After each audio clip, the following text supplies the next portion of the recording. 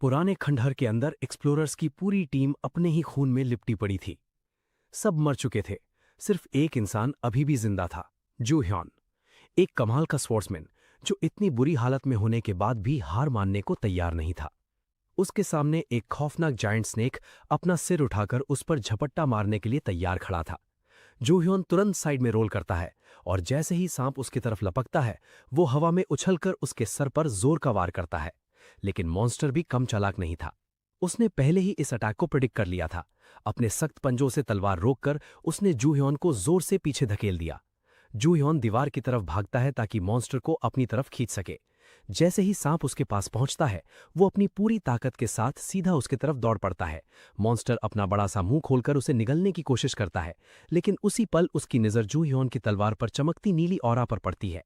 उसे तुरंत समझ आ जाता है कि ये अटैक खतरनाक होगा, इसलिए वो बिना देर किए अपनी पूंछ से जूहियोन को जोर से उड़ा देता है।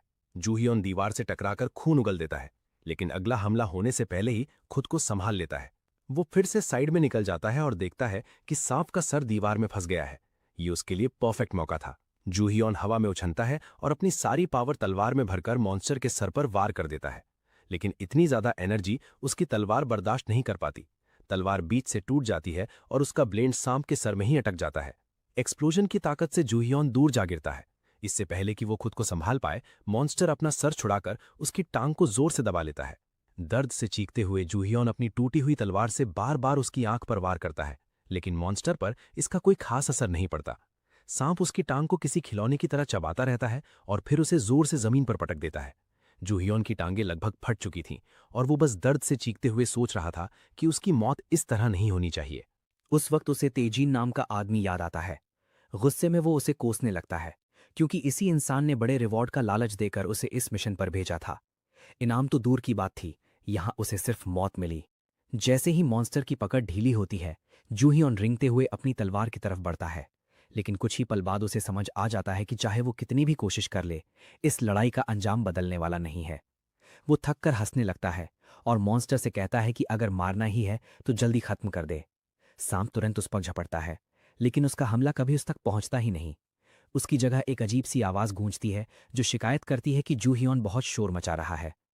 जूहियोन आंखें खोलता है और देखता है कि उसके आसपास वक्त बिल्कुल थम चुका है। आवाज दोबारा सुनाई देती है। उसे लगता है कि ये कोई बोलने वाला रेलिक है। वो चिल्लाकर कहता है कि उसने पहले भी ऐसे कई रेलिक्स देखे हैं। फिर बिना वक्त गंवाए वो उस रेलिक से कहता है कि चाहे वो किसी भी गॉड का हो, बस इस मॉन्स्टर को खत्म करके उसे यहां से निकाल दे। आवाज हंस पड़ती है और पूछती है, अगर ये मॉन्स्टर मर भी गया तो क्या तुम सच में यहां से जिंदा निकल पाओगे? तब जू ह्योन अपनी टांगों की तरफ देखता है, या यूं कहो कि उनके बचे हुए टुकड़ों की तरफ। आवाज बताती है कि इतना खून बह चुका है कि अगर वो किसी तरह बाहर भी निकल गया तब भी ब्लड लॉस की वजह से मर ही जाएगा। और अफसोस की बात यह है कि वो एक बहुत टैलेंटेड इंसान है, बस गलत जमाने में पैदा हुआ। जू ह्योन गुस्से से जवाब देता है कि उसने कभी ऐसी जिंदगी नहीं मांगी थी। उसके पास अपनी किस्मत पर कभी कंट्रोल ही नहीं था। वो एक बार फिर तेजिन का नाम लेकर कसम खाता है कि चाहे कुछ भी हो जाए वो उससे जरूर मारेगा। ये जज्बा देखकर वो रहस्यमय आवाज काफी खुश होती है। मौत से सिर्फ कुछ ही मिनट दूर होने के बाद भी जू ह्योन हार नहीं माना था। तब छत से चमकती हुई सुनहरी रोशनी उतरने लगती है। उस रोशनी के बीच से 4 आंखों वाला एक काला क्रो धीरे धीरे उसके सामने आता है। क्रो फैसला करता है कि जू ह्योन को एक और मौका दिया जाए। वो कहता है, अगर हिम्मत है तो जाओ और ट्रू किंग का थ्रोन हासिल करके दिखाओ। इतना कहकर वो एक जबरदस्त एनर्जी बीम सीधा जू ह्योन के शरीर में डाल देता है। अगले ही पल जूहियोन को इतना तेज दर्द महसूस होता है कि वो चीख उठता है, लेकिन उसी दर्द के साथ उसकी कटी हुई टांगें पल भर में दोबारा उगाती हैं। जब वो फिर से आंखें खोलता है तो हैरान रह जाता है। ना सिर्फ उसकी टांगें वापस आ चुकी होती हैं, बल्कि वो डंजन से बाहर भी आ चुका होता है। उसे समझ ही नहीं आता कि वो 4 आंखों वाला क्रो कौन था और उसने ट्रू किंग का थ्रोन क्लेम करने की बात क्यों कही। जूहियोन अंदाजा लगाता है कि शायद वो कोई बहुत ही हाई क्लास रेलिक था। फिर अचानक उसका ध्यान अपनी टांगों पर जाता है। वो बिल्कुल ठीक थीं, ना कोई चोट ना कोई निशान। लेकिन उससे भी ज्यादा हैरानी तब होती है जब वो देखता है कि कई पुलिस ऑफिसर्स गुस्से से उसकी तरफ देख रहे हैं और एक औरत बार बार शिकायत कर रही है कि जूहियोन ने बिना वजह उसके बेटे को मारा है। जूहियोन पुलिस ऑफिसर की बातें बिल्कुल नहीं सुन रहा था। उसके दिमाग में सिर्फ एक ही सवाल घूम रहा था, क्या वो 4 आंखों वाला क्रो उसे कोई इतना असली लगने वाला सपना दिखा रहा था? ऑफिसर उसकी खामोशी से तंग आ गया। गुस्से में उसने कहा, नाम तक नहीं बता रहा, साल 2025 की शुरुआत ही कितनी बेकार हो रही है। ये सुनते ही जूहियॉन जैसे होश में आ गया। वो तुरंत पास रखे कैलेंडर की तरफ देखता है और उस पर लिखी डेट देखकर जम सा जाता है। 1 जनवरी 2025। ये मुमकिन ही नहीं था। उसके हिसाब से तो 2025 को गुजरे हुए 15 साल हो चुके थे। तब उसे सब समझ आ गया। क्रो ने उसे सिर्फ बचाया नहीं था, बल्कि उसे सीधा पास्ट में भेज दिया था ताकि वो अपनी पूरी जिंदगी दोबारा जी सके। ये सोचकर उसके चेहरे पर मुस्कान आ जाती है। इस बार उसके पास हर गलती सुधारने का मौका था। तभी उसका ध्यान पास खड़ी एक गुस्से वाली औरत पर जाता है जो लगातार चिल्लाए जा रही थी कि जूहियॉन ने उसके बेटे को मारा है। ध्यान से देखते ही जूहियॉन को दोनों याद आ जाते हैं। स्कूल के दिनों में ये लड़का जानबूझकर उससे लड़ने आया था। जैसे ही जूहियॉन ने उसे हल्का सा धक्का दिया, वो फुटबॉल प्लेयर की तरह जमीन पर गिर गया और ड्रामा करके पुलिस बुला ली। उसे याद आता है कि पिछली बार इस औरत ने कॉम्पनसेशन के नाम पर बहुत बड़ी रकम मांगी थी। तब उसके पास पैसे नहीं थे, इसलिए मजबूरन घुटनों पर बैठकर उससे अमाउंट कम करने की भीख मांगनी पड़ी थी। पुरानी बेइज्जती याद आते ही उसका चेहरा सख्त हो जाता है। तब वो औरत घमंड से बोलती है, जब बड़े बात कर रहे होते हैं तो ध्यान से सुना करो। इतना कहकर वो जूहियॉन को थप्पड़ मारने के लिए हाथ उठाती है, लेकिन इस बार सब कुछ अलग होता है। जूहियॉन का शरीर बिना सोचे ही उसका हाथ बीच में पकड़ लेता है। ये देखकर वहां मौजूद सब लोग हैरान रह जाते हैं। सबसे ज्यादा शौक खुद जूहियॉन को होता है, क्योंकि उसका शरीर अभी भी अपनी पुरानी फाइटिंग इंस्टिंक्ट्स नहीं भूला था। वो फैसला करता है कि इस बार वो किसी के सामने झुकने वाला नहीं। सीधा उस औरत को चुप रहने के लिए कहता है और बोलता है कि लड़ाई उसके बेटे ने शुरू की थी। सिर्फ एक थप्पड़ के लिए इतनी कंपनसेशन मांगना बस ये दिखाता है कि पैसे वाले लोग सबसे ज्यादा लालची होते हैं। ये बात सुनते ही उस औरत का बेटा गुस्से में जूहियॉन पर टूट पड़ता है, लेकिन जूहियॉन आराम से उसका मुक्का पकड़ता है और एक ही मूव में उसे जमीन पर पटक देता है। औरत तुरंत पुलिस से उसे गिरफ्तार करने की डिमांड करने लगती है। उधर जूहियॉन अपनी हालत का जायजा लेने लगता है। उसका शरीर पहले से कहीं ज्यादा हल्का और मजबूत लग रहा था। तब उसे एहसास होता है कि पिछली जिंदगी में रेलिक की वजह से जो अजीब बीमारी उसके शरीर को कमजोर करती थी, वो अभी तक शुरू ही नहीं हुई। सिर्फ इतना ही नहीं, पिछले 15 सालों में उसने जो फाइटिंग स्किल्स सीखी थी वो भी उसके साथ ही पास्ट में आ गई थी। ये बात उसके लिए किसी जैकपॉट से कम नहीं थी। लेकिन अगले ही पल उसे याद आता है कि उसने पुलिस के सामने ही उस लड़के को पटक दिया है। सबने देखा था कि वो सिर्फ सेल्फ डिफेंस कर रहा था, फिर भी पुलिस उस अमीर औरत के खिलाफ कुछ नहीं कर सकती थी। आखिर में जूहियॉन को ही लॉकअप में डाल दिया जाता है। जाते जाते वो औरत उसे धमकी देती है कि उसके बेटे को हाथ लगाने की कीमत उसके पूरे परिवार को चुकानी पड़ेगी। लेकिन जूहियॉन बस मुस्कुराता रहता है। उसे पता था कि कुछ ही दिनों में दुनिया वैसे भी हमेशा के लिए बदलने वाली है। इसी साल 2025 में पूरी दुनिया में जबरदस्त अर्थक्वेक्स आने वाले थे। उन भूकंपों के बाद हर जगह रहस्यमयी टूम्स उभरकर सामने आएंगी। इन टूम्स के अंदर मिथोलॉजी और पुरानी कहानियों से जुड़े रेलिक्स मौजूद होंगे, जो इंसानों की यादों की वजह से असल रूप ले चुके होंगे। जो भी उन रेलिक्स को हासिल करेगा, उसे आम इंसान से कहीं ज्यादा ताकत मिल जाएगी। इसी वजह से हर तरफ लोग रेलिक्स की तलाश में निकल पड़ेंगे। पिछली जिंदगी में जूहियॉन भी उन एक्सप्लोरर्स में से एक था। उसकी किस्मत तब चमकी थी जब उसे आर्कियोलॉजिस्ट रेलिक मिला, जिसने उसे टूम्स और उनके खजानों की गहरी नॉलेज दे दी। उसे लगा था कि अब उसकी जिंदगी बदल जाएगी, लेकिन असल कहानी उसके बाद शुरू हुई। TKBM नाम की एक बहुत बड़ी कंपनी, जिसका लीडर टाई जुन कॉन था, धीरे धीरे सारे टूम्स पर कब्जा जमाने लगी। उन्होंने अपनी प्राइवेट आर्मी बना ली और आम एक्सप्लोरर्स को टूम्स के पास तक नहीं जाने दिया। बाकी बड़ी कंपनियों ने भी वही रास्ता अपनाया और धीरे धीरे रेलिक्स पर सिर्फ उनका ही कंट्रोल रह गया। आम लोग पैसों और पावर के सामने बिल्कुल बेबस हो गए। जूहियॉन की काबिलियत देखकर TKBM ने उसे अपनी टीम में शामिल कर लिया। कई सालों तक उसने कंपनी के लिए हर तरह के गंदे काम किए। चोरी, स्मगलिंग, स्पाइंग और गवर्नमेंट के कंट्रोल वाले टूम्स पर इलीगल रेड्स, सब कुछ उसने टाइजुन के लिए किया। उसकी मेहनत की वजह से टाइजुन ने बेशुमार दौलत कमाई, लेकिन बदले में जूहियॉन को सिर्फ नफरत और बेइज्जती मिली। हर कोई उसे टाइजुन का वफादार कुत्ता कहकर मजाक उड़ाता था। फिर भी जूहियॉन चुप रहा, क्योंकि उसने खुद अपनी मर्जी से ये रास्ता चुना था। लेकिन आखिर में टाइजुन ने उसकी सारी वफादारी का इनाम धोखे से दिया। उसे एक ऐसे मिशन पर भेज दिया जो असल में मौत का जाल था। पुरानी जिंदगी की हर याद दोबारा आंखों के सामने आते ही जूहियॉन एक फैसला करता है। इस बार वो किसी और के लिए नहीं जिएगा, उसे जितनी जल्दी हो सके टूम्स की एक्सकवेशन शुरू करनी होगी और इस बार सारे रेलिक्स सबसे पहले उसके हाथ लगेंगे। जैसे ही जूहियॉन फ्यूचर की प्लानिंग करता है, उसके सामने अचानक एक चमकता हुआ मैसेज आ जाता है। उसमें लिखा था टूम्ब रेडर, और इतना बेकार चोर कि एक शवल भी ठीक से नहीं चला सकता। ये देखते ही जूहियॉन समझ जाता है कि ये सब उस 4 आंखों वाले क्रो की हरकत है। वो गुस्से में चिल्लाता है और उसे बाहर आने को कहता है, लेकिन क्रो की जगह एक और स्क्रीन उसके सामने खुल जाती है। इस बार उसमें उसके स्किल्स दिख रहे थे। उसका करंट रैंक सिर्फ एफ रैंक स्पाई था और उसकी एबिलिटी बस इतनी थी कि वो अपने आसपास 1 मीटर के एरिया में हर चीज को डिटेक्ट कर सकता था। जूहियॉन ये सब देखकर बिल्कुल इंप्रेस नहीं होता। वो गुस्से में बोलता है कि उसे किसी गेम का हीरो नहीं बनना और ना ही किसी और की कॉपी बनकर जीना है। ये कहकर वो सीधा स्क्रीन पर मुक्का मार देता है। स्क्रीन गायब हो जाती है, लेकिन उसकी जगह एक नया मिशन सामने आ जाता है। उसमें लिखा था कि अगर वो असली टूम्ब रीडर बनना चाहता है तो उसे अपनी 4 स्पेशल स्किल्स अनलॉक करनी होंगी। जूहियॉन अब और भी ज्यादा इरिटेट हो जाता है। तभी लॉकअप के बाहर खड़ा पुलिस ऑफिसर उसे डांटते हुए कहता है कि हवा से बातें करना बंद करे और अपनी स्किज़ोफ्रीनिया की दवा ले। तब जूहियॉन को समझ आ जाता है कि ये सिस्टम सिर्फ वही देख सकता है। उसी वक्त उसकी नज़र पास चल रहे एक कॉकरोच पर पड़ती है। जैसे ही वो उसे देखता है, उसके दिमाग में उस कॉकरोच की सारी डिटेल्स अपने आप दिखने लगती हैं। तब उसे एहसास होता है कि ये वही डिटेक्शन एबिलिटी है जो उसे आर्कियोलॉजिस्ट रेलिक से मिली थी। बस फर्क इतना था कि अब वो पावर सिस्टम के थ्रू एक्सेस हो रही थी। ये सोचकर जूहियॉन के चेहरे पर हल्की सी मुस्कान आ जाती है। उसका नया सफ़र काफ़ी अच्छी शुरुआत कर रहा था। तभी एक आदमी पुलिस स्टेशन में आता है। ये था उसका पुराना दोस्त डिटेक्टिव जिन्वू। वो सीधा ऑफिसर से कहता है कि जेल में जूहियॉन नहीं बल्कि वो लड़का होना चाहिए जिसने पहले पंगा शुरू किया था। फिर वो जूहियॉन को भरोसा देता है कि बाकी सब वो संभाल लेगा। जूहियॉन दिल से उसका शुक्रिया अदा करता है।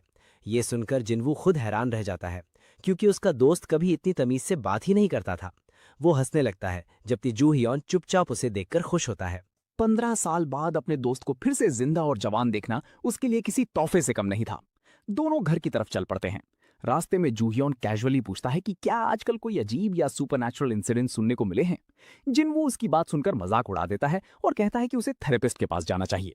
इस जवाब से जूहियॉन को यकीन हो जाता है कि अभी तक दुनिया में किसी ने रेलिक्स हासिल नहीं किए, लेकिन उसे पूरा भरोसा था कि टूम्स कहीं ना कहीं उभर चुके हैं। ये रेलिक्स कलेक्ट करने का सबसे सही वक्त था। बस एक दिक्कत थी, शुरुआत के ज्यादा पावरफुल रेलिक्स यूरोप और अमेरिका में मिलने वाले थे और वहां पहुंचने के लिए उसके पास बिल्कुल पैसे नहीं थे। इसी सोच में डूबा हुआ वो अचानक कुछ गुंडों से टकरा जाता है।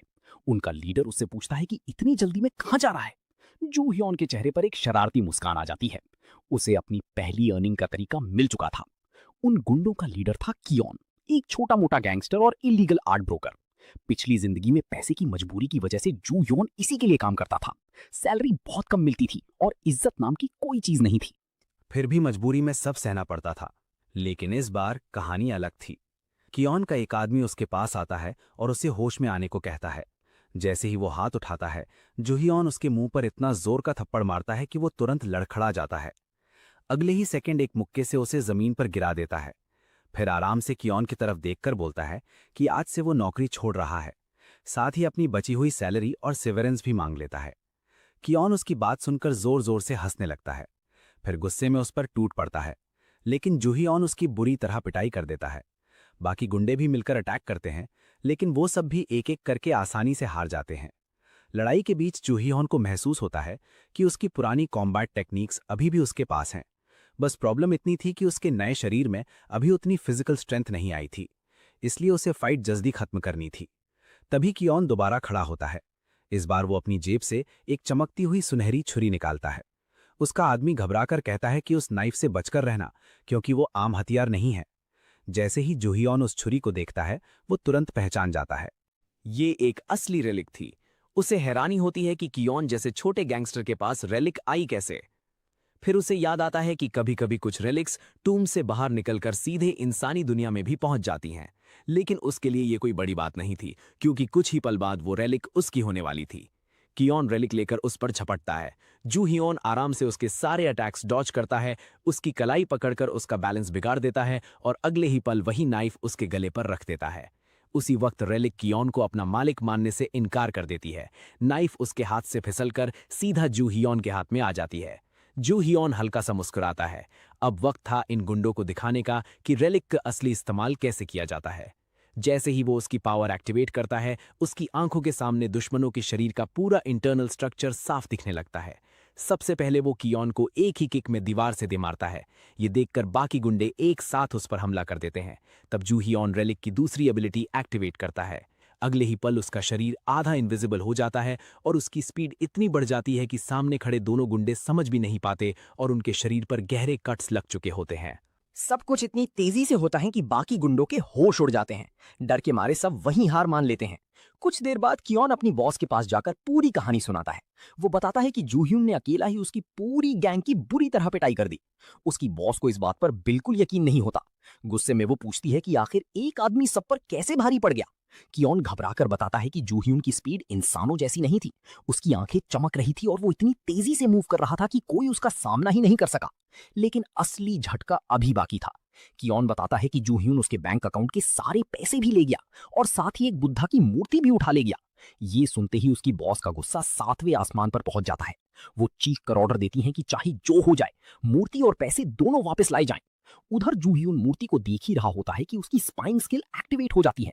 सिस्टम बताता है कि उस बुद्धा स्टैचू के अंदर कुछ छुपा हुआ है। जूह्यून स्क्रीन हटा देता है और मूर्ति को हिलाकर चेक करता है। अंदर सच में कुछ था। वो रेलिक नाइफ से मूर्ति का बेस काट देता है। जैसे ही नीचे का हिस्सा अलग होता है, एक छोटी सी बॉटल बाहर गिरती है जिसमें नीला लिक्विड भरा हुआ था। उस लिक्विड को देखते ही जूह्योन बिना एक सेकंड गवाए मूर्ति को दूर फेंक देता है। वो तुरंत पहचान लेता है कि ये एक इलीगल ड्रग है। अब उसके पास बस एक ही काम बचा था। वो तुरंत अपने दोस्त डिटेक्टिव जिन्वू को फोन कर देता है। उसी वक्त कियोन की बॉस भी अपने ऊपर वाले बॉस को मिसिंग स्टैचू की खबर देने वाली होती है। तभी उसके ऑफिस का दरवाजा जोर से खुल जाता है। गुस्से में वो चिल्लाती है कि इतनी हिम्मत किसकी हुई। लेकिन अंदर आते हैं डिटेक्टिव जिन्वू और एक और पुलिस ऑफिसर। उनके साथ कियोन भी था, हाथ कड़ी पहने हुए। जिन्वू शांत आवाज में बताता है कि उन्हें ड्रग डील की टिप मिली थी और कियोन के पास से ड्रग्स बरामद हुई हैं। साथ ही पुलिस उस वेयरहाउस की भी तलाश और हर 8 पीस के अंदर ड्रग्स छुपाए हुए मिले थे। ये खबर सुनकर उस औरत के पैरों तले जमीन खिसक जाती है। जिन्वू बिना देर किए उसके हाथों में भी हैंडकफ्स लगा देता है। तब जूह्योन उसे देखकर हल्का सा मुस्कुराता है और कहता है, अगली बार पासवर्ड 1 2 3 4 5 मत रखना। गुस्से से भरकर वो औरत उसे गालियां देती रहती है, जबकि पुलिस उसे लेकर चली जाती है। थोड़ी देर बाद जिन्वू का मैसेज आता है। ड्रग ट्रैफिकिंग गैंग का राज खोलने की इन्फॉर्मेशन देने के बदले जूह्योन को 10 मिलियन येन का रिवॉर्ड मिलने वाला था। ये सुनकर जूह्योन खुश हो जाता है। अब उसके पास रेलिक्स ढूंढने के लिए जरूरी पैसे आ चुके थे। वो सोचता है कि आज जल्दी घर जाकर आराम करेगा और अगले दिन से अपना असली मिशन शुरू करेगा। लेकिन तभी एक जबरदस्त धमाके की आवाज गूंजती है। जूह्योन तुरंत उस तरफ दौड़ता है। वहां पहुंचते ही वो देखकर हैरान रह जाता है। जहां उसका अपार्टमेंट हुआ करता था, वहां अब एक रहस्यमयी टूम्ब घड़ी थी। उसे समझ नहीं आता कि ये उसके लिए अच्छी खबर है या बुरी। फिर भी वो बिना वक्त गंवाए आगे बढ़ता है। आसपास के लोग घबराए हुए थे और मिलिट्री सोल्जर्स पूरे एरिया को घेर चुके थे। तब उसकी नजर एक औरत पर पड़ती है जो फोन पर किसी से बात कर रही थी। वो कह रही थी कि इस देश की गवर्नमेंट को अभी तक टूम्स की असली वैल्यू का पता नहीं है। इसीलिए प्लान ये है कि इस टूम को उड़ा दिया जाए, इससे पहले कि कोई और इसके राज जान पाए। लेकिन बात करते करते उसकी नजर एक दूसरे एक्सकवेटर पर पड़ती है। हैरानी से वो पूछती है कि रिपब्लिक ऑफ बेंट की एक्सकवेशन टीम यहाँ क्या कर रही है। सामने खड़ा आदमी केंजी भी उल्टा सवाल करता है। वो कहता है कि जब ये ऑपरेशन अमेरिका का नहीं है तो लिंडा और उसकी टीम यहाँ क्या कर रही है। दोनों इसी बात पर बहस करने लगते हैं कि टूम का खजाना कौन ले जाएगा। ये सब देखकर जूहियन थोड़ा घबरा जाता है। उसने सोचा भी नहीं था कि इतनी जल्दी फॉरेन एक्सकवेशन टीम्स और इंटेलिजेंस एजेंसीज यहाँ पहुंच जाएंगी। लेकिन फिर वो उनकी बातें सुनता है। वो लोग टूम को ब्लास्ट करके खोलने की प्लानिंग कर रहे थे। ये देखकर जूहियन को सुकून मिलता है। उसे तुरंत समझ आ जाता है कि इन लोगों को टूम्स की असली नॉलेज बिल्कुल नहीं है और इसी वजह से उसका काम और आसान हो गया। तभी उसकी नजर जमीन पर चमकते हुए लाल अक्षरों पर पड़ती है। ये लेटर्स उसके पास से शुरू होकर सीधे टूम की तरफ जा रहे थे। जूह्योन उन्हें देखते ही पहचान लेता है। ये टूम ग्लिफ्स थे, एक तरह के खास निशान जो टूम का पूरा राज बता देते हैं। जो इंसान इन्हें पढ़ सकता है वो एंट्रेंस, हिडन पाथ्स और अंदर लगे डेंजरस ट्रैप्स तक पहले से जान सकता था। जूह्योन उन ग्लोइंग ग्लिफ्स का पीछा करता हुआ उनके बीच वाले पॉइंट तक पहुंच जाता है और जैसे ही वो उन्हें पढ़ना शुरू करने वाला होता है, जैसे ही जूह्योन उन ग्लिफ्स को पढ़ना शुरू करता है, उसके सामने सिस्टम की एक और स्क्रीन खुल जाती है। उसे एक्सपर्ट क्रिप्टोग्राफर का टाइटल मिलता है। साथ ही उसकी एक नई F रैंक स्किल लिंग्विस्टिक्स भी अनलॉक हो जाती है, जिसकी मदद से वो किसी भी लैंग्वेज को आसानी से समझ सकता था। ये उसकी पहली क्वेस्ट के लिए जरूरी स्किल्स में से एक थी। लेकिन फिलहाल जूह्योन का पूरा ध्यान टूम के अंदर घुसने पर था। ग्लिफ्स की मदद से वो तुरंत असली एंट्रेंस ढूंढ लेता है, फिर रेलिक नाइफ से उस जगह एक जोर का स्लैश मारता है। अगले ही पल जमीन फट जाती है और आसमान तक पहुंचने वाली एक चमकती हुई एनर्जी बीम निकल पड़ती है। टूम का एंट्रेंस खुल चुका था। ये नज़ारा देखकर लिंडा और केंजी दोनों हैरान रह जाते हैं। उन्होंने पहले कभी किसी टूम को इस तरह खुलते हुए नहीं देखा था। लिंडा की टीम का एक आदमी चिल्लाकर बताता है कि एंट्रेंस खुल गया है। ये सुनते ही केंजी सबसे पहले उस रोशनी की तरफ दौड़ता है। लिंडा भी उसके पीछे भागती है। दोनों बिना सोचे समझे उस गहरे गड्ढे में छलांग लगा देते हैं जहां से एनर्जी बाहर निकल रही थी। उधर जूहियोन बिल्कुल शांत था। वो एक लाइटर जलाता है और उसकी रोशनी में दीवारों पर बने ग्लिफ्स को पढ़ते हुए आगे बढ़ने लगता है। उसे पूरा यकीन था कि वही रास्ता सही है। कुछ देर बाद वो एक बड़े से खुले चेंबर में पहुंचता है। बीच में एक बिल्कुल साफ और शांत झील थी। जूहियोन के चेहरे पर हल्की सी मुस्कान आ जाती है। उसे इसी जगह का इंतजार था। वो बिना झिझक अपनी रेलिक नाइफ उठाता है और सीधा झील के अंदर फेंक देता है। कुछ ही पल बाद पानी जोर जोर से हिलने लगता है। झील के अंदर से एक बहुत बड़ा बोलने वाला सांप बाहर निकलता है। वो गहरी आवाज में पूछता है, इस बार कौन सा बदनसीब अपना खजाना झील में गिरा गया? जूहियोन आराम से उससे हाथ हिलाकर हेलो करता है।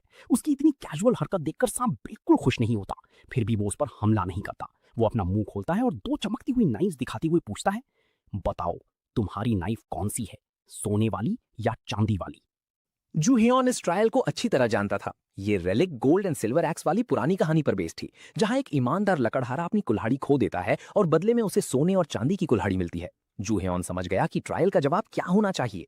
वो शांत आवाज में कहता है, इन दोनों में से कोई भी मेरी नहीं है। ये सुनकर सांप तीसरी नाइफ निकालता है। इस बार वो जूहियोन की असली नाइफ थी। वो पूछता है, क्या ये तुम्हारी है? जूहियोन जानता था कि अगर वो सिर्फ हाँ बोल दे तो उसे अपनी नाइफ के साथ रेलिक भी मिल जाएगी, लेकिन इस बार वो आसान रास्ता नहीं चुनना चाहता था। वो कहता है कि पहले नाइफ को पास से देखना चाहता है। सांप बिना शक किए उसकी बात मान लेता है। जैसे ही नाइफ जूहियोन के हाथ में आती है, वो बिना एक सेकंड गवाए सीधा सांप पर वार कर देता है। नाइफ उसके शरीर को चीर देती है। सांप दर्द से तड़प उठता है और हैरानी से पूछता है, मैंने तुम्हारा क्या बिगाड़ा था? मैं तो बस अपना काम कर रहा था। जूहियोन ठंडे अंदाज में जवाब देता है, मुझे तुम जैसी चीजों पर भरोसा नहीं है।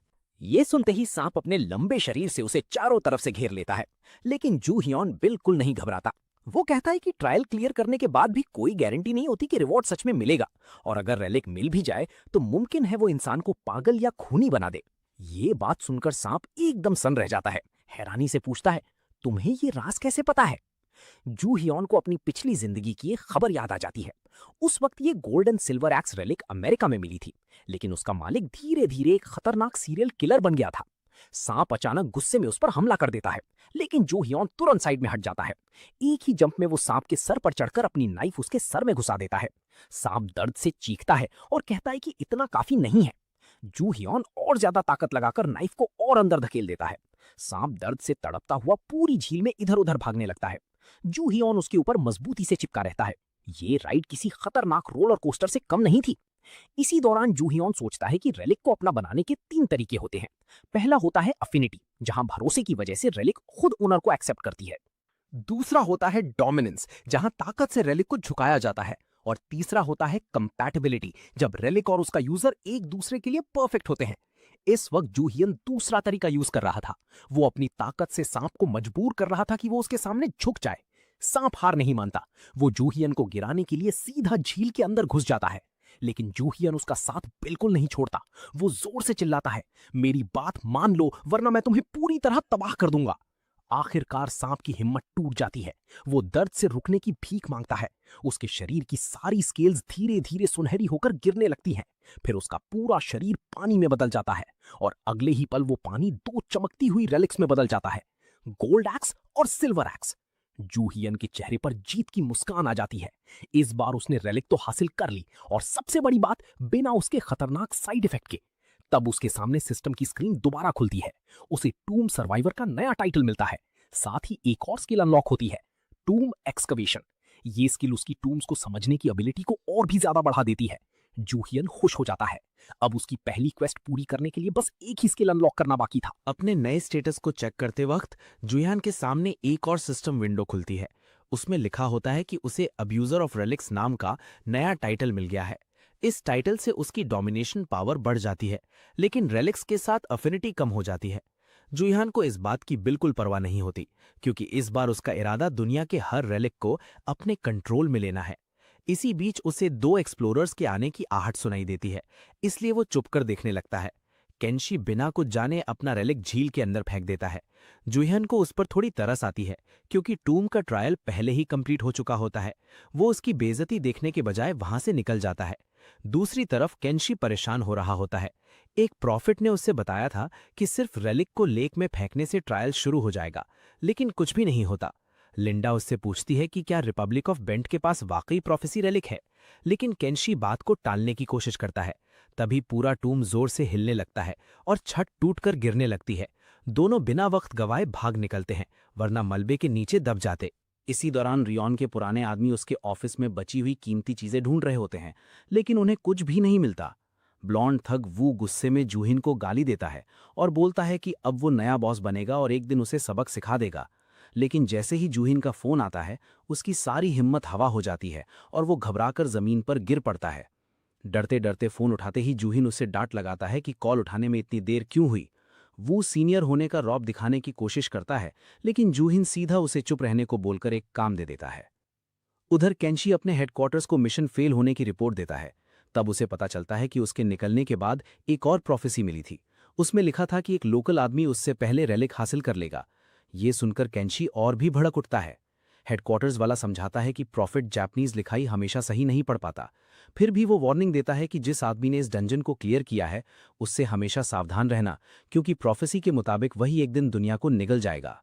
इसी वक्त जूहीन वू को अपना असली मिशन बताता है। उसे दुनिया के सबसे बड़े सीक्रेट ऑक्शन हाउस माइडस में घुसना है और वहां जैक केमन नाम के आदमी को ढूंढना है। वो हैरान होकर पूछता है कि उन जैसे आम लोग इतनी बड़ी ऑक्शन में एंट्री कैसे लेंगे। जूहीन सीधा जवाब देता है कि ये उनकी प्रॉब्लम है। पैसे की चिंता करने की जरूरत नहीं, क्योंकि सारा खर्चा और पेमेंट वो खुद देगा। लेकिन अगर उन्होंने उसका काम मना किया तो वो उन सबको जिंदा नहीं छोड़ेगा। इतनी धमकी ही उन बदमाशों को मान जाने के लिए काफी होती है। काम सेट करने के बाद जूहीन अगले रैली हान की तैयारी करता है। रास्ते में उससे खबर मिलती है कि एक और आदमी ने सेप्पुकू कर लिया है। सिर्फ 1 महीने में ये चौथा केस होता है। जूहीन को इसमें कुछ अजीब नहीं लगता, क्योंकि पिछली टाइमलाइन में भी टूम्स के आने से पहले बिल्कुल ऐसा ही हुआ था। चलते चलते उसकी टक्कर अचानक केंशी से हो जाती है।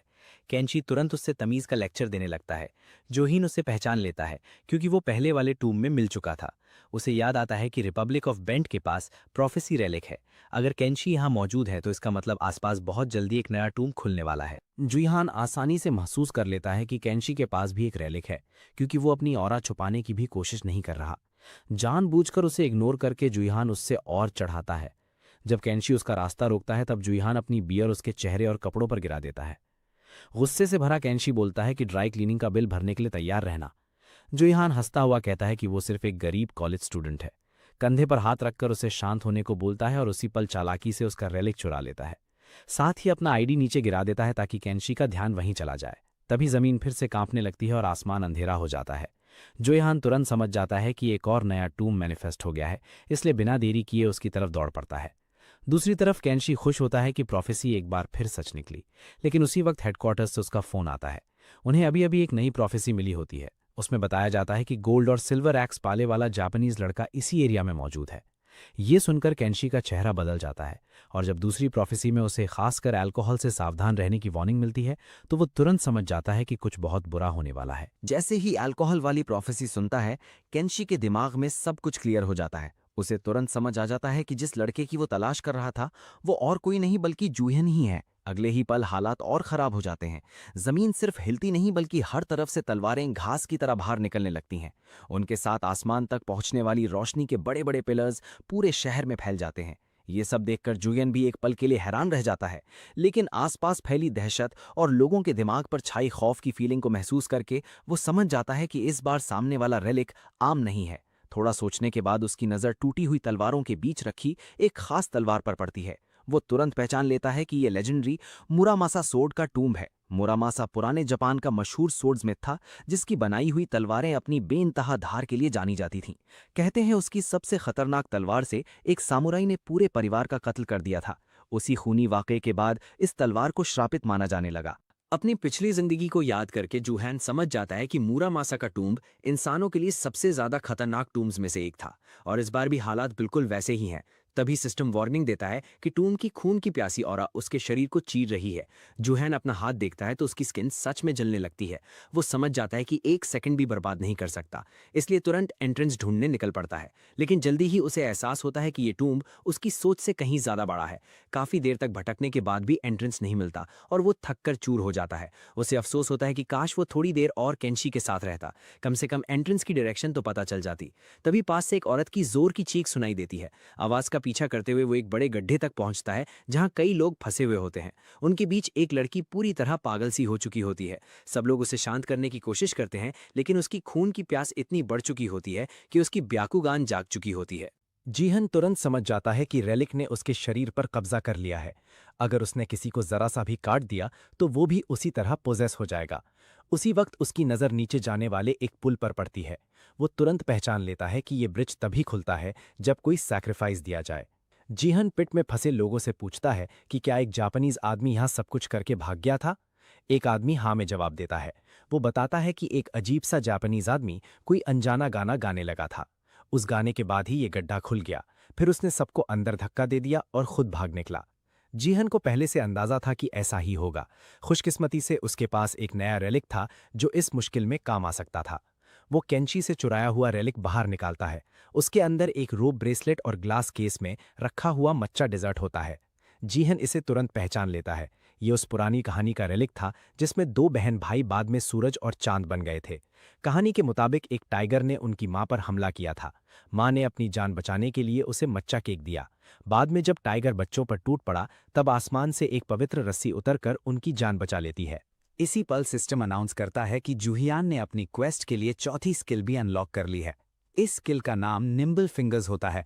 अब वो किसी भी आइटम को सिर्फ छूते ही समझ सकता है कि उसे कैसे इस्तेमाल करना है। इसके साथ ही उसकी रुकी टूम रीडर वाली ट्रेनिंग पूरी हो जाती है और वो ऑफिशियली एक असली टूम रीडर बन जाता है। सिस्टम बताता है कि टूम से बाहर निकलते ही वो अपना रिवॉर्ड भी क्लेम कर सकता है। परफेक्ट टाइमिंग देखकर जूहियान मुस्कुरा देता है। सेलिब्रेशन के लिए वो सीधा उस गड्ढे में छलांग लगा देता है और बर्ज़र्क लड़की का सामना करता है। लड़की पागलपन में उस पर टूट पड़ती है, लेकिन जूहियान आराम से उसके हर वार को रोक देता है और उसे पीछे ढकेल देता है। फिर वो रोप ब्रेसलेट एक्टिवेट करके उसकी तरफ फेंकता है। जादुई रस्सी पल भर में लड़की को कसकर बांध देती है और रेलिक का कंट्रोल टूट जाता है। लड़की होश में आते ही जूहियान सबसे पूछता है कि वो जापानी आदमी किस तरफ गया था। लोग बताते हैं कि वो ब्रिज पार करके बिल्डिंगों की तरफ भाग गया। जूहियान तुरंत समझ जाता है कि प्रोफेसी रेलिक की मदद से उस आदमी को टूम की पूरी जानकारी थी, इसीलिए वो सीधा एंट्रेंस की तरफ ही गया होगा। तभी होश में आई लड़की शर्माते हुए बोलती है कि क्या वो इस अजीब रस्सी को हटा सकता है, क्योंकि वो गलत जगहों पर बहुत ज्यादा कस रही है। जूहियान बिना कुछ बोले रस्सी को वापस अपने हाथ में बुला लेता है। फिर पिट में फंसे सब लोगों से कहता है कि बाहर निकलने के बाद उस जापानीज आदमी को पकड़ने में उसकी मदद करें। उधर केंशी ब्रिज पार करके उस जगह पहुंच चुका होता है जहां रेलिक छुपा होने की प्रोफेसी थी। कुछ ही देर में उसे सही गड्ढा मिल जाता है और वो अंदर फिसलकर उतर जाता है। उसे पूरा यकीन होता है कि अब तक सब कुछ उसकी प्लानिंग के मुताबिक ही चल रहा है और रेलिक बस उसके हाथ लगने ही वाला है। केंची को पूरा यकीन होता है कि उसने सारे गवाहों को रास्ते से हटा दिया है। अब उसके लिए सिर्फ एक काम बचा था, मोरामासा ब्लेड हासिल करना। उसका मानना था कि जैसे ही ये तलवार उसके हाथ लगेगी वो सीधा जूहियान के पास जाकर उससे सबक सिखा देगा। मोरामासा के साथ वो खुद को अजय समझ रहा था, लेकिन उसका कॉन्फिडेंस ज़्यादा देर टिक नहीं पाता। टूटी हुई तलवारों के ढेर में उसे असली मोरामासा कहीं नहीं मिलती और धीरे धीरे उसका सब्र टूटने लगता है। तभी वही लोग जिन्हें उसने पहले गड्ढे में फंसा दिया था वहां पहुंच जाते हैं। सब मिलकर केंशी की पिटाई शुरू कर देते हैं। वो समझ ही नहीं पाता कि ये सब बाहर निकले कैसे और सिर्फ उनके वार से बचने की कोशिश करता रहता है। मार खाते खाते उसकी नज़र भीड़ के उस पार खड़े जूहान पर पड़ती है, जिसके हाथ में गोल्डन एक्स होती है। उसी पल केंशी को समझ आ जाता है कि असली चाल किसने चली थी। जूहान हंसकर उसका मजाक उड़ाता है। वो कहता है कि इतनी बड़ी ऑर्गेनाइजेशन का सपोर्ट होने के बाद भी केंशी एक काम ढंग से नहीं कर पाया। उसके बाद जूहान गोल्डन एक्स को रडार की तरह इस्तेमाल करता है। पूरे गड्ढे को स्कैन करने के बाद उसे असली मुरामासा ब्लेड की लोकेशन मिल जाती है। वो अपना हाथ बढ़ाता है और तलवार सीधा उसकी तरफ उड़कर आ जाती है, बिल्कुल थॉर के हैमर की तरह। मुरामासा भी जैसे अपने नए मालिक को पाकर खुश हो जाती है। तलवार बोलती है कि अगर जूहान उससे 10 इंसानों का खून पिला दे तो वो अपनी असली शक्ति और रूप वापस पालेगी, लेकिन अगर वो ऐसा नहीं करता तो उसे हमेशा के लिए इसी टोम में कैद रहना पड़ेगा। केंशी हैरान रह जाता है कि एक तलवार बोल भी सकती है। जूहान शांत होकर पूछता है कि क्या यही स्टॉर्म का ट्रायल है। मुरामासा जोर से हंस पड़ती है और उसे तुरंत कत्ल शुरू करने के लिए कहती है। लेकिन जूहान का प्लान कुछ और ही होता है। ट्रायल मानने के बजाय वो अपनी डोमिनेंस एबिलिटी मुरामासा पर यूज करता है और हुक्म देता है कि अपनी सारी क्लोन्स को खुद में अब्जॉर्ब कर ले। तलवार गुस्से में उसे बेवकूफ कहती है, लेकिन जूहान के कंट्रोल के सामने उसकी एक नहीं चलती। मजबूरन मुरामासा अपनी सारी टूटी हुई कॉपीज को अब्जॉर्ब करना शुरू कर देती है। पूरा इलाका जोर से कांप उठता है। धीरे धीरे सारी क्लोन्स उसमें समा जाती हैं और कुछ देर बाद सब शांत हो जाता है। अब जूहान के हाथ में पूरी तरह रिपेयर हुई मुरामासा ब्लेड होती है, जिससे नीली आग निकल रही होती है। ये नज़ारा देखकर केंशी की बोलती बंद हो जाती है। उसने पहली बार किसी को रेलिक को इस तरह पूरी तरह कंट्रोल करते देखा था। इसी बीच लोग रोप की मदद से गड्ढे से बाहर निकलने लगते हैं। मौका देखकर केंशी भी चुपके से उनके साथ निकलने की कोशिश करता है, लेकिन जूहान की नज़र उस पर पड़ जाती है। वो उसे रोककर कहता है कि बाकी सब जा सकते हैं, लेकिन केंशी नहीं। अपनी जान बचाने के लिए केंशी तुरंत घुटने टेक देता है और माफी मांगने लगता है। वो जूहान को अपनी टीम ज्वाइन करने का ऑफर भी देता है। कहता है कि टूम रीडर्स को बहुत पैसे मिलते हैं और उनके पास फ्यूचर गाइड नाम का प्रोफेसी रेलिक भी है। जूहान पूछता है कि उसने सुना है फ्यूचर गाइड को सिर्फ एक ही इंसान यूज कर सकता है। केंची जवाब देता है कि एक कंपनी है जो इस प्रॉब्लम का सल्यूशन निकाल देती है। ये सुनकर जूहान थोड़ा इंप्रेस होता है, लेकिन जैसे ही केंची उस कंपनी का नाम TKBM बताता है, उसके चेहरे का एक्सप्रेशन तुरंत बदल जाता है। तब तक सारे सिविलियंस बाहर निकल चुके होते हैं और जूहान सीधा केंची की तरफ बढ़ता है। बिना कुछ कहे वो उसके पेट में जोर की लात मारता है और उसे दोबारा गड्ढे के अंदर गिरा देता है। खुद बाहर चढ़ते हुए वो केंची को वहीं छोड़ देता है। केंची चीख चीख कर उसे साथ ले जाने की भीख मांगता है, लेकिन जूहान बस मुस्कुरा कर कहता है कि अपनी मदद के लिए TKBM को बुला लेना। इतना कहकर वो टूम को बंद होने का हुक्म दे देता है। केंशी की रहम की पुकार धीरे धीरे पत्थरों की गिरने की आवाज में दब जाती है और कुछ ही पलों में पूरा टूम उसके ऊपर बंद हो जाता है। उसी रात न्यूज़ चैनल्स इस अजीब हादसे की कवरेज दिखाते हैं। रिपोर्टर्स बताते हैं कि शहर के बीच आया अर्थक्वेक देखते ही देखते एक खौफनाक डिजास्टर में बदल गया, जहां जमीन और दीवारों से तलवारें बाहर निकल आई थी। रिस्की ऑपरेशन अभी भी चल रहा होता है। बचकर निकले लोग मीडिया को बताते हैं कि इस सब के पीछे एक जापानीज आदमी का हाथ था। ये खबर जापान तक भी पहुंच जाती है। प्राइम मिनिस्टर गुस्से में एक्सकेवेशन आर्मी के चीफ मोरी को जोरदार डांट लगाता है। मोरी सफाई देता है कि उनके प्रोफेसी रेलिक ने पहले ही एक कोरियन लड़के के बारे में वार्निंग दी थी और सारी दिक्कत उसी की वजह से हुई। लेकिन प्राइम मिनिस्टर कोई बहाना सुनने को तैयार नहीं होता। उसके हिसाब से एक्सकेवेशन आर्मी का काम ही उस लड़के को खत्म करना था। मोरी चुपचाप डांट सुन लेता है और फिर कहता है कि इतनी चिंता की जरूरत नहीं है, फ्यूचर गाइड रेलिक की मदद से वो जूहान को ढूंढ सकते हैं। ये सुनकर प्राइम मिनिस्टर और गुस्सा हो जाता है, क्योंकि उसे पता होता है कि वो रेलिक सिर्फ उसी इंसान को ट्रैक कर सकता है जिस पर पहले से उसका मार्क लगा हो। मोरी शांत रहकर कहता है कि बात सही है, लेकिन फ्यूचर गाइड ने कैंशी को मार्क किया हुआ था और क्योंकि कैंशी का सामना जूहान से हो चुका है, इसी कनेक्शन के थ्रू वो जूहान तक भी पहुंच सकते हैं। जापान के प्राइम मिनिस्टर मोरी को हुक्म देते हैं कि चाहे जो करना पड़े जूहान को ढूंढ निकालो। उनका गुस्सा अभी भी शांत नहीं हुआ था, क्योंकि जूहान की वजह से पूरी दुनिया के सामने जापान की बदनामी हुई थी। उधर जूहान एक होटल के बाथरूम में खड़ा अपनी चोटों का जायजा ले रहा होता है। उसकी नज़र अपने हाथ पर पड़े जलने के निशानों पर जाती है और वो तुरंत समझ जाता है कि ये मुरामासा ब्लेड को जबरदस्ती डोमिनेट करने का साइड इफेक्ट है। वो जानता था कि जितना पावरफुल रेलिक होता है, उसे फोर्सफुली कंट्रोल करने की कीमत भी उतनी ही भारी चुकानी पड़ती है। जूहान खुद से कहता है कि अगर ये सिलसिला ऐसे ही चलता रहा तो अगला स्टॉप टूम नहीं, सीधा हॉस्पिटल होगा। तभी सिस्टम की विंडोज के सामने खुल जाती है। टूम से बाहर निकलने के बाद अब उसकी क्वेस्ट ऑफिशियली कंप्लीट हो चुकी थी और रिवॉर्ड लेने का वक्त आ गया था। सिस्टम उससे एक सवाल पूछता है, आगे की जिंदगी के लिए वो कौन सा रास्ता चुनना चाहता है। पहला था पाथ ऑफ एफिनिटी और दूसरा पाथ ऑफ डोमिनेंस। हेल्थ पर होने वाले नुकसान के बारे में सब कुछ जानते हुए भी जूहान बिना झिझक पाथ ऑफ डोमिनेंस चुन लेता है। उसके लिए यही एक सही रास्ता था। डिसीजन कंफर्म होते ही सिस्टम बताता है कि रिवॉर्ड दे दिया गया है। जूहान एक्साइटेड होकर इधर उधर देखने लगता है, लेकिन उसे कहीं कुछ नजर नहीं आता। थोड़ी देर बाद वो अपनी जेब चेक करता है और उसे एक छोटी सी चमकदार टैबलेट मिलती है। सिस्टम बताता है कि ये एक फूड टाइप कंज्यूमेबल रेलिक है। जूहान कुछ पल उस टैबलेट को देखता रहता है। उसे समझ नहीं आता कि इसे खाना भी चाहिए या नहीं। फिर वो कंधे उचकाकर कहता है, जो होगा देखा जाएगा, और बिना और सोचे सीधा गोली निगल लेता है। टैबलेट इतनी कड़वी होती है कि उसका चेहरा बिगड़ जाता है, लेकिन अगले ही पल कमाल हो जाता है। उसके हाथ के सारे जलने के निशान और बाकी चोट पल भर में गायब हो जाते हैं। सिस्टम उसे रिवॉर्ड मिलने की बधाई देता है। सिर्फ उसकी इंजरीज ही हील नहीं हुई थी, बल्कि उसे एक नई स्किल भी मिल गई थी, जिसका नाम था टॉलरेंस। अब उसका शरीर रेलिक्स के पॉइजन और डोमिनेशन के साइड इफेक्ट्स को पहले से काफी बेहतर तरीके से झेल सकता था। जोहियान तुरंत समझ जाता है कि ये स्किल उसके लिए कितनी कीमती है। अब हर डोमिनेशन बैटल के बाद उसे इतना ज्यादा डैमेज सहना नहीं पड़ेगा। उसके दिमाग में तुरंत वो काला क्रो रेलिक आता है। उसे शक होता है कि शायद ये सब उसी की प्लानिंग हो, लेकिन जैसे हमेशा होता था, इस बार भी उसे कोई जवाब नहीं मिलता। वो अभी इसी बारे में सोच ही रहा होता है कि सिस्टम एक और नोटिफिकेशन दिखा देता है। You have been marked by an S rank relic, your future is being read. ये मैसेज देखते ही जूहियान सब समझ जाता है। उससे पता चल जाता है कि जापान का फ्यूचर गाइड रेलिक उस पर नजर रख चुका है और जापानीज गवर्नमेंट अब उसके पीछे पड़ने वाली है। अपनी पिछली जिंदगी की याद से उसे फ्यूचर गाइड के बारे में सब कुछ याद था। ये रेलिक पुराने जापानीज प्रोफेसी बुक की कहानी पर बेस्ड था।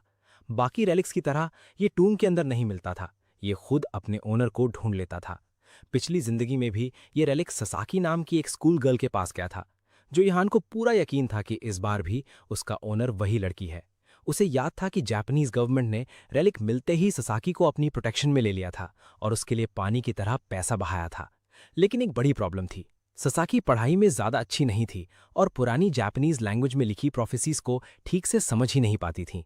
आखिरकार एक ताकतवर आदमी ने उसकी जान ले ली और फ्यूचर गाइड रेलिक अपने कब्जे में कर लिया था। इस बार जोहियान ने फैसला कर लिया कि वो हिस्ट्री को दोबारा रिपीट नहीं होने देगा। इसी सोच के साथ वो तुरंत जापान की फ्लाइट पकड़ लेता है। उधर ससाकी अपनी नॉर्मल जिंदगी एंजॉय कर रही होती है, तभी उसका मैनेजर उसे याद दिलाता है कि फ्यूचर गाइड पढ़ने का वक्त हो गया है। ससाकी का बिल्कुल मन नहीं होता, फिर भी वो मजबूरी में किताब खोल लेती है। मैनेजर उससे कहता है कि चाहे कुछ समझ आए या ना आए, जो भी लिखा दिखे सब कॉपी करती रहना। लेकिन जैसे ही ससाकी अगला हिस्सा पढ़ती है, उसके होश उड़ जाते हैं। वो जोर से चीख पड़ती है। किताब के अंदर साफ लिखा होता है कि बहुत जल्द उसकी मौत होने वाली है। इसी वक्त जूहान जापान पहुंच चुका होता है। बाहर से देखो तो वो आराम से असली जापानीज सुशी का मजा ले रहा था, लेकिन अंदर ही अंदर वो बस एक चीज का इंतजार कर रहा था, जापानीज गवर्नमेंट कब उस पर पहला वार करेगी। जूहान के होटल रूम के बाहर जापान की एक्सकवेशन आर्मी के सोल्जर्स पहले से ही घेरा डाले खड़े होते हैं। अटैक शुरू करने से पहले वो एक और प्लान बनाते हैं। वो ससाकी को सुशी की प्लेट देकर रूम के अंदर भेजना चाहते हैं। ससाकी घबराकर पूछती है कि वो उस आदमी के पास क्यों जाए जो शायद उसकी जान लेने आया है। सोल्जर्स उसे समझाते हैं कि उसे सिर्फ इतना करना है कि फ्यूचर गाइड का मार्क जूहान पर और मजबूत हो जाए। उनका कहना होता है कि जूहान उसकी असली पहचान नहीं जानता, इसलिए उसे कोई खतरा नहीं होगा। डरते डरते ससाकी रूम के अंदर चली जाती है। लेकिन जैसे ही उसकी नज़र जूहान पर पड़ती है, सब कुछ उल्टा हो जाता है, क्योंकि उसकी कमजोरी हमेशा से के पॉप आइडल जैसे हैंडसम लड़के रहे थे और जूहान बिल्कुल वैसे ही दिखता था। एक ही पल में ससाकी उस पर फिदा हो जाती है। उधर जूहान उसकी रेलिक ऑरा महसूस कर लेता है और तुरंत अपनी तलवार निकालने के लिए तैयार हो जाता है। बाहर खड़ी एक्सकवेशन आर्मी समझती है कि ससाकी खतरे में है, इसलिए वो ग्राउंड टीम को तुरंत अंदर घुसने का ऑर्डर देती है। लेकिन उनकी आंखें खुली की खुली रह जाती हैं जब ससाकी खुद उनके मुंह पर दरवाजा बंद कर देती है। वो बस अपने क्रश के साथ अकेले वक्त बिताना चाहती थी। फिर चुपके से अपना फोन जूहान को दिखाती है। मैसेज में लिखा होता है कि वो उसे पहली नज़र में ही पसंद कर बैठी है। ये देखकर जूहान भी कुछ पल के लिए पूरी तरह कंफ्यूज हो जाता है, लेकिन अगले ही सेकंड उसके दिमाग में एक नया प्लान आ जाता है। फ्यूचर गाइड रेलिक चुराने के लिए ये मौका उसके लिए परफेक्ट था, इसलिए वो ससाकी का डेट वाला प्रपोजल मान लेता है। उधर बाहर सोल्जर्स और इंतजार नहीं करते और दरवाजा तोड़कर अंदर घुसने की तैयारी करते हैं, लेकिन जैसे ही वो अटैक करते हैं, एक जोर का धमाका होता है। अगले ही पल सब सोल्जर्स हवा में लटके हुए नजर आते हैं। जादुई रस्सी ने उन सबको बांधकर छत से लटका दिया होता है। थोड़ी देर बाद जुएन आराम से रूम से बाहर निकलता है। उसका हाथ ससाकी के कंधे पर होता है। वो मुस्कुराकर कहता है कि अब जब कोई उन्हें परेशान करने वाला नहीं है, तो चलो किसी अच्छी जगह डेट पर चलते हैं। जूलियन कैजुअली ससाकी को बताता है कि एक्सकवेशन आर्मी काफी कावर्ड है, तभी तो उसने ससाकी जैसी लड़की को फ्रंट लाइंस पर भेज दिया। ससाकी हैरान होकर पूछती है कि जूलियन को ये सब कैसे पता, लेकिन जूलियन बस इतना कहता है कि उसके पास अपने सोर्सेज हैं। ससाकी भी उसकी बात से अग्री करती है। उसके अकॉर्डिंग एक्सकवेशन आर्मी हमेशा उस पर नजर रखती है और उसकी मूवमेंट्स को कंट्रोल करती रहती है। तभी जूलियन उसके सर पर हाथ रखकर सजेस्ट करता है कि दोनों मिलकर उन लोगों के लिए थोड़ी प्रॉब्लम क्रिएट कर सकते हैं। बस इतना सजेस्चर ही ससाकी को और ज़्यादा जूलियन की तरफ अट्रैक्ट कर देता है। अब उसे लगने लगता है कि जूलियन उतना डेंजरस नहीं है जितना वो पहले समझ रही थी, और जब ससाकी उसकी आंखों में देखती है तो उसकी एबिलिटी एक्टिवेट हो जाती है, जिससे वो जूलियन का फ्यूचर भी देख सकती है। इसी बीच ससाकी को याद आता है कि फ्यूचर गाइड वो घर पर ही भूल आई है, लेकिन अब उसे कोई टेंशन नहीं होती, क्योंकि उसे लगता है कि जूलियन के साथ उसे उस गाइड की ज़रूरत पड़ेगी ही नहीं। कुछ ही देर बाद दोनों एक कॉफ़ी शॉप पहुंचते हैं। ससाकी इसे एक नॉर्मल डेट समझकर काफ़ी एक्साइटेड होती है, लेकिन जूलियन का असली प्लान कुछ और ही था। जैसे ही दोनों अंदर पहुंचते हैं, जूलियन अचानक ससाकी के सामने नाइफ निकाल लेता है और उससे अपना फ़ोन देने को कहता है। ससाकी घबरा जाती है, लेकिन जूलियन बिना कोई एक्सप्लेनेशन दिए उसका फ़ोन ज़मीन पर रखकर पैर से कुचल देता है। फिर जूलियन रिवील करता है कि उसे ऑलरेडी पता है कि ससाकी के पास फ्यूचर गाइड है, और अब वो चाहता है कि ससाकी उसके लिए कुछ काम करे। मजबूरी में ससाकी उसकी बात मान लेती है। दोनों कैफे के एक प्राइवेट कैबिन में चले जाते हैं, और डोर बंद होते ही जूलियन उससे फ्यूचर गाइड की सारी प्रोफेसीज अपनी नोटबुक में लिखने का ऑर्डर देता है। ससाकी को समझ आ जाता है कि जिस डेट को लेकर वो इतनी एक्साइटेड थी वो सिर्फ एक ट्रैप था। वो जूलियन पर गुस्सा करती है और बताती है कि फ्यूचर गाइड तो वो घर पर छोड़ाई है, इसलिए वो उसकी हेल्प नहीं कर सकती। लेकिन जूलियन उसे याद दिलाता है कि फ्यूचर गाइड को फिजिकली कैरी करना जरूरी नहीं। ससाकी अपने आर्म पर बने टैटू को टच करके अपना रेलिक वहीं समन कर सकती है। ससाकी रिलक्टेंटली उसकी बात फॉलो करती है और फ्यूचर गाइड उसके सामने अपीयर हो जाती है। जूलियन बिना टाइम वेस्ट किए उसे वार्निंग देता है कि एक भी प्रोफेसी मिस नहीं होनी चाहिए। फिर वो आराम से डिजर्ट एंजॉय करने लगता है, जबकि ससाकी एक के बाद एक फ्यूचर की प्रिडिक्शंस नोटबुक में कॉपी करना शुरू कर देती है। कुछ मिनट्स बाद जूलियन स्पून को ग्लास में गिराकर ससाकी का अटेंशन लेता है। उसे लगता है कि ससाकी बहुत स्लो काम कर रही है, और अगर इसी स्पीड से लिखती रही तो टास्क कंप्लीट होने में बहुत ज़्यादा टाइम लगेगा। ससाकी कंप्लेन करती है कि इतनी देर तक कंटिन्यूसली लिखने की वजह से उसके हाथ दर्द करने लगे हैं। वो जूलियन को ऑफर देती है कि अगर वो उसे जाने दे तो वो फ्यूचर गाइड डायरेक्टली उसके हवाले कर देगी, लेकिन जूलियन डील एक्सेप्ट नहीं करता। वो बिल्कुल कैजुअली अपने फ़ोन पर रील्स स्क्रॉल करता रहता है, जैसे उसके सामने कोई हॉस्टेज सिचुएशन हो ही ना। ससाकी अंदर ही अंदर खुद को ब्लेम करती है कि सिर्फ जूलियन के हैंडसम फेस की वजह से वो इतनी ईजिली उसके ट्रैप में फंस गई। उधर जूलियन भी फ्यूचर गाइड को लेकर कॉशियस है। अगर वो खुद उस एस रैंक रेलिक को फोर्सफुली डोमिनेट करने की कोशिश करता तो उसे बहुत डेंजरस कॉन्सिक्वेंसेस फेस करने पड़ सकते थे। मुरामासा ब्लेम के साथ जो हुआ था उससे भी सिचुएशन ज़्यादा डिजास्ट्रस हो सकती थी।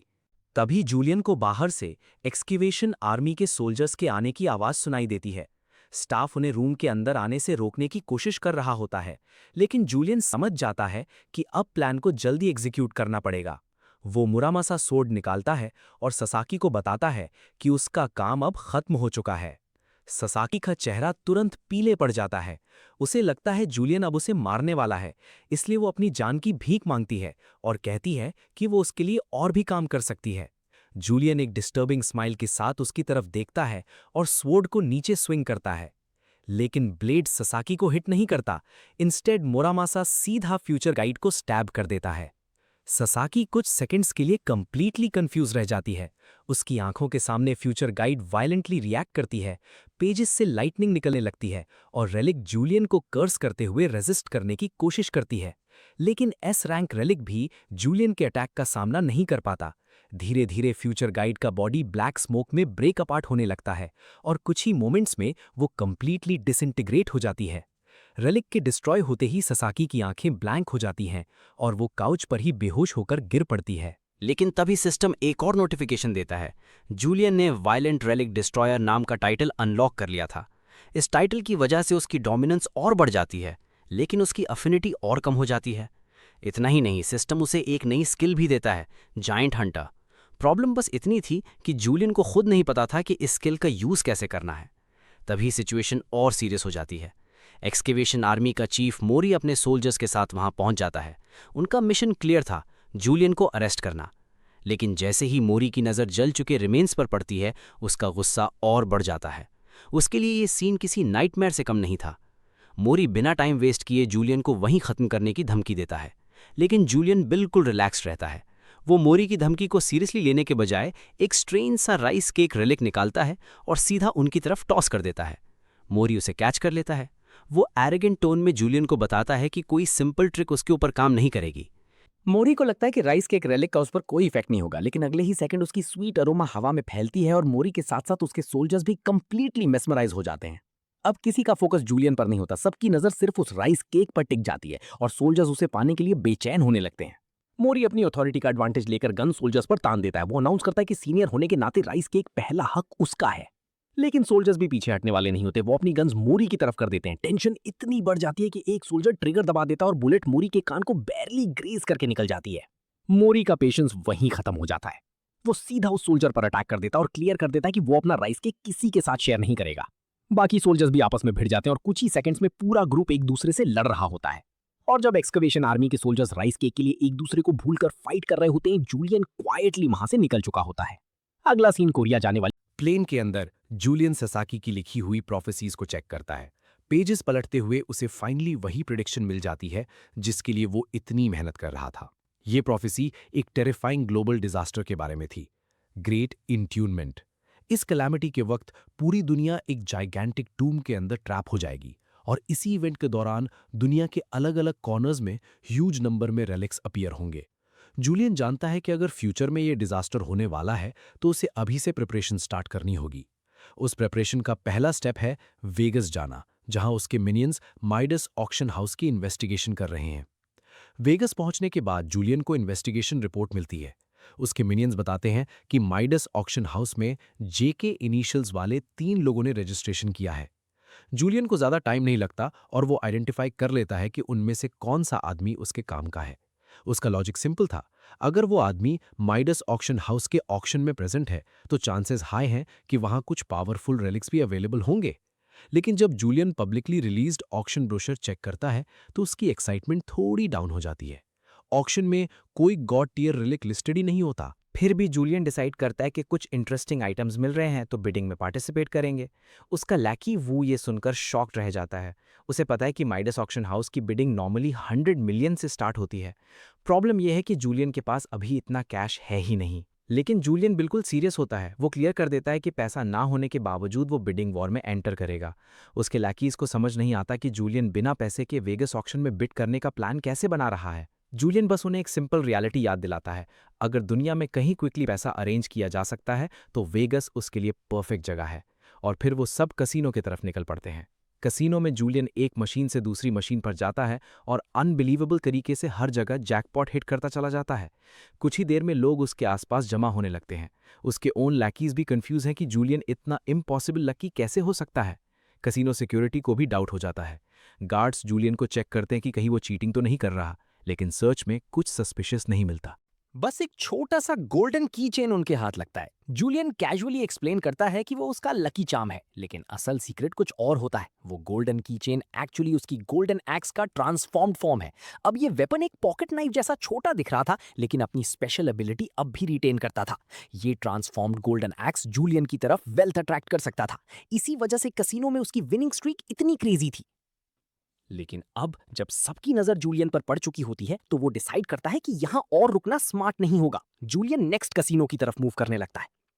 लेकिन जैसे ही वो एग्जिट की तरफ बढ़ता है, एक एरोगेंट आदमी कसीनो में एंटर करता है और सबको साइड होने का ऑर्डर देता है क्योंकि एक वीआईपी आ रहा होता है। जूलियन उस आदमी को देखते ही रिकॉग्नाइज कर लेता है। वो सुयू था, एक ऐसा आदमी जिसे जूलियन अपनी प्रीवियस लाइफ में ऑलरेडी डील कर चुका था। जूलियन तुरंत एक और कनेक्शन समझ जाता है। अगर सुयू यहां है तो इसका मतलब उसका बॉस भी आसपास ही होगा। और